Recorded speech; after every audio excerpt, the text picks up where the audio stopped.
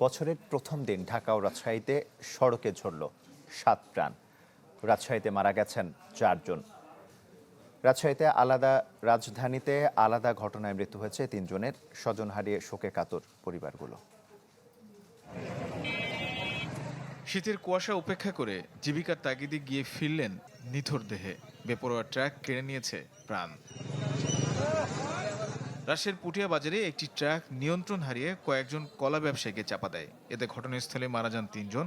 উদ্ধার করে একজনকে হাসপাতালে নেওয়া হলেও বাঁচানো যায়নি। আগে মাছের ট্রাকে মারিছে, মারার পরে নিয়ন্ত্রণ হারা ওইখান থেকে উল্টাতে এখানে আসছে। গায়ের উপর দিয়ে জোরে টোরে আসে এখানে ধাম করে পড়লো। তারপরে অনেক লোক আসি বালু টালো হেঁটা একজনাক বের করছে। ডাইরেক্ট জায়গাতে 4 জন স্পট ডেড এবং কলা আর মানুষ একত্র হয়ে মিশ্রণ হয়ে গেছে। ঘটনার পরপরই পালিয়ে যায় ট্রাক চালক ও হেলপার। পুলিশ বলছে নিহতরা সবাই কলা ব্যবসায়ী। ঘন কুয়াশায় বেপরোয়া গতির কারণেই এই দুর্ঘটনা। একটা মাছের ট্রাক ছিল, সেটা সম্ভবত ধাক্কা দিয়েছে। ধাক্কা দেওয়ার কারণে এই ট্রাকটা নিয়ন্ত্রণ হারিয়ে উল্টে যায়। আর ঘন কুয়াশা ছিল, ঘন কুয়াশা থাকার কারণে আসলে ট্রাকটা গতি নিয়ন্ত্রণ করতে পারেনি। এদিকে রাজধানীর মালিবাগ মৌচাক ফ্লাইওভারে এক শিক্ষার্থী সহ প্রাণ গেছে 2 জনের। জানা যায় মৌচাক ফরচুন মার্কেটের পাশে ফ্লাইওভারের ক্রসিংয়ে মুখোমুখি সংঘর্ষ হয় সিএনজি ও মোটরসাইকেলের। এতে মৃত্যু হয় অটোরিকশা চালক নয়ন ও মোটরসাইকেল চালক শিক্ষার্থী ইয়াসিন আরাফাত আশিকের।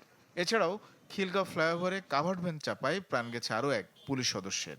তো যেহেতু সকালের দিকে বা ভোরের দিকে যানবাহন চাপ কম থাকে, সেই জন্য অনেকেই দেখা যায় র্যাকলেস ড্রাইভিং করে, যার কারণে অনেক সময় দুর্ঘটনা ঘটতে পারে। সব জায়গাতে আমরা চালক এবং যারা যাত্রী তাদেরকে অনুরোধ করবো, আপনারা একটু সাবধান এবং সচেতন হলে এই দুর্ঘটনাগুলো সহজে এড়ানো সম্ভব হয়। মরদেহগুলো ময়নাতদন্তের জন্য ঢাকা মেডিকেলের মর্গে রাখা হয়েছে।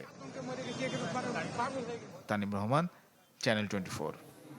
হিরন আরও মিনারেল ওয়াটার মাত্র 50 পয়সায় প্রতি লিটার।